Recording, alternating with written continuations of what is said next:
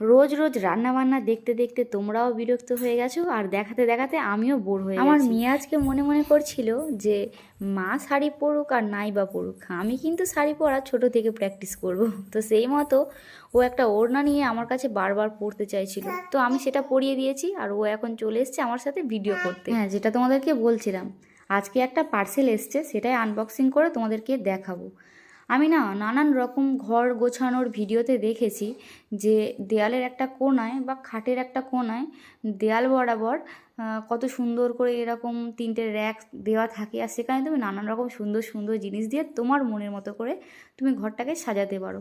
আমি অনেক খুঁজে খুঁজে ফ্লিপকার্ট থেকে লাস্টে এই জিনিসটা পছন্দ করেছি। নানান রকমের ছিল, বাট আমার এটাই পছন্দ হয়েছে।